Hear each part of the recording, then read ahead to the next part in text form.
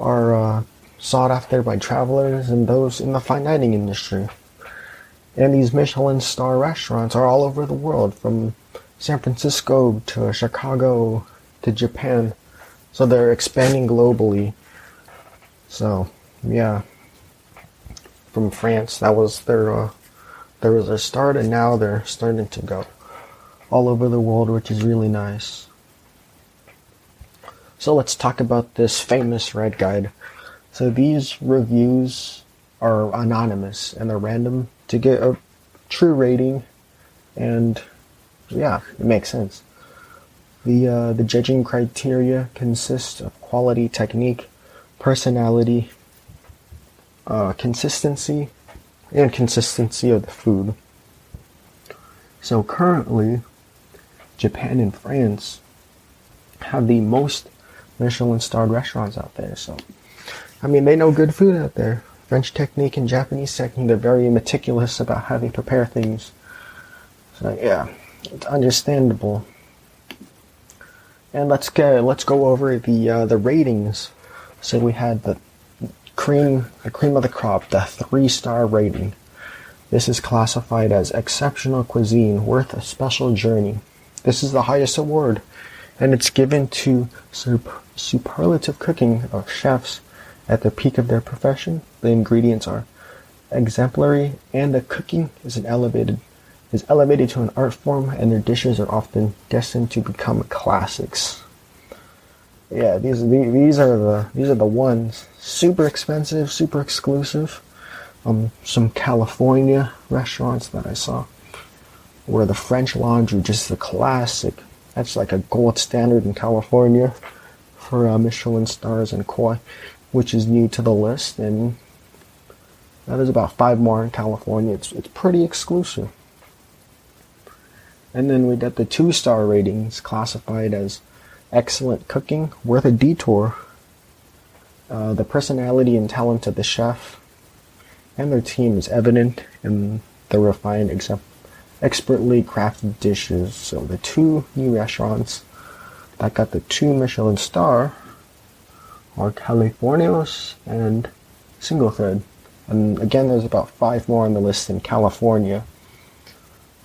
And the 1-star rating, 1 Michelin star rating, high quality cooking, worth a stop.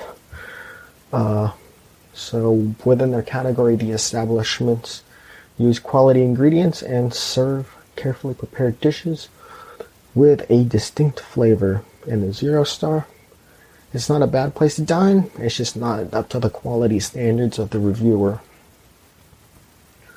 So yeah, it's very interesting how they've created this hype for all these restaurants and places to visit. It's pretty cool, actually. And it is said that Michelin loses around 24 to 30 million each year with these guides, but a company this large, we'll get into the revenue and stuff later, but $24 million loss for a company that's generating $22 billion a year in revenue, that's like a drop in the bucket for them.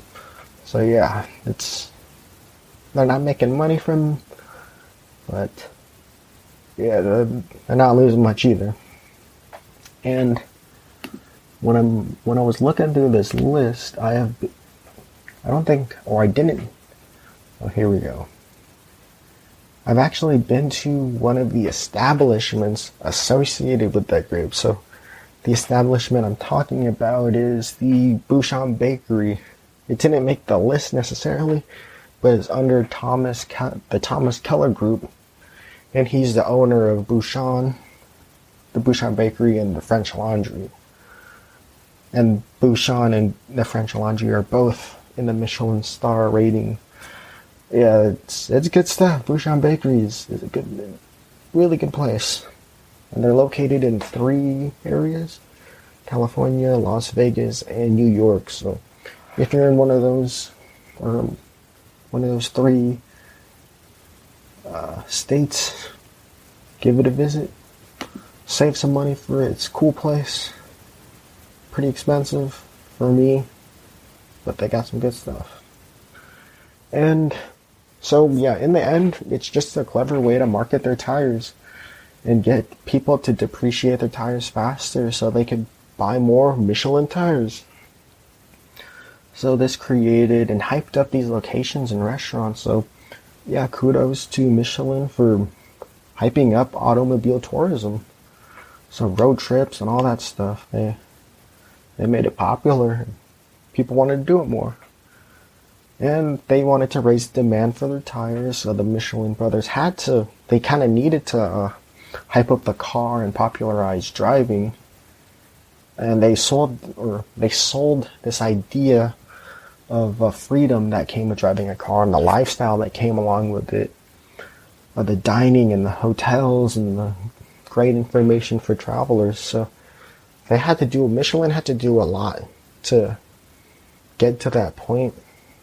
Because the notebooks weren't really that popular they weren't that popular when they first came out, and now it's just the standard for fine dining, and restaurants saw it like after those ratings. Yeah, so this was just creating like a powerful brand awareness for Michelin. Pretty cool, right? So yeah, let's do the questions that we always do. Proper full name this is French Compagnie Generale des Etablissements Michelin SCA. Their business motto is to help move you forward. Headquartered in Clermont-Ferrand, Auvergne.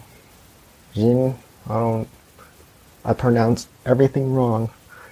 Founded by Edouard and Andre Michelin in 1889. They were officially incorporated on May 28th, 1889, about 130 years ago. Pretty old company. It is a publicly traded company in the European stock market. Huge company. 120,000 employees worldwide. Revenue at 22.3 billion euros, or about 24 bill US dollars. And the key product is to manufacture, market tires, service for every type of vehicle, including airplanes, automobiles, bikes, motorcycles, earth movers, farm equipment, and trucks. And they also made tires for the space shuttles. So, yeah, they do everything. And they're also, again, with the guides, so the service stuff, so digital mobility support services, and publishing travel guides, hotels, restaurant guides, maps, road atlases. Yeah, they do a lot. Yeah, just a huge company, many different divisions. It's just crazy how to think something can run and operate together. Yeah, the current CEO is Jean-Dominique Senard. Some recent changes, they acquired CAMSA for off-road mobility, a company that specializes in off-road mobility solutions. So mainly they're just further expansion of tourism, technology and entrepreneurship related to tourism. Their top 3 given restaurant guides. One of their tech related companies, startups are Woom. I think they're an investor. It's a mobile app helping tourists do activities that the locals and the community partakes in. I think it's a pretty good idea, because you don't want to do like that lame stuff where all the tourists are at, because all the tourists are there, so it's just people and really not that fun. But if you can do what the locals do, it makes you feel more at home, you know. You're doing what the locals do. You're eating where the locals eat. So it's a cool idea. And they're licensing their name and products through Michelin Lifestyle. So manufacturers would be able to use the Michelin branded soles on their boots and shoes.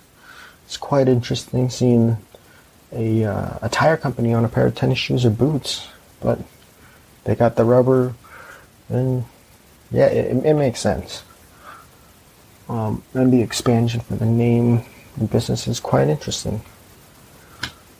So, yeah, let's look at their sustainability.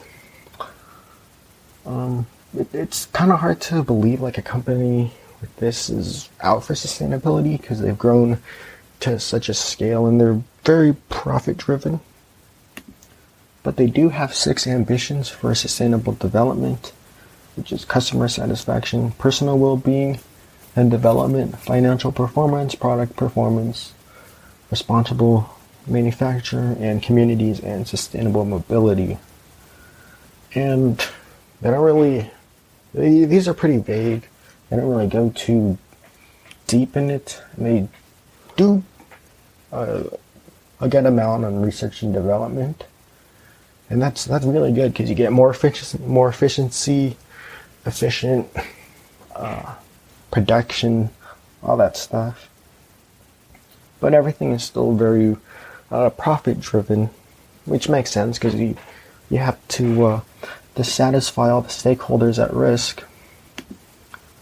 So, yeah, in the end, I think they're just trying to make like the best product for efficiency and gas efficiency. And it could help with sustainability, which is great. But it's just consuming and churning out more tires at the end of the day. So it's really hard to say with this one, but yeah, they don't really have a sustainability report. They have like a page on their website, but I would, in the future, I would like to see a sustainability report similar to what Kia Motors did. Check out that Kia episode, the Kia episode I did a while back, about a year ago, episode number 5. They went really deep, and they were pretty transparent about what they did. They set some very lofty goals for themselves. And they're also a big corporation, similar to Michelin's magnitude. But actually, they're almost double the size of Michelin. So, yeah, but I mean, the general idea is that they operate globally, and they have they're huge, and they're veterans in their industry at this point. So, like, why not Michelin putting out a sustainability report each year? If Kia can do it, and they're that huge of a company, I'm pretty sure you can do it too. So, yeah, that's all I have for this podcast. Yeah, thanks for listening. Really cool company. I really enjoyed like learning about it, and savage shout out is to the movie Chef starring Jon Favreau. If you haven't seen it, it's a cool movie. I really enjoyed it. Yeah, thanks for listening. Share the episode, blah blah. Don't follow the social medias. Rate the podcast, share it. I don't care. Yeah.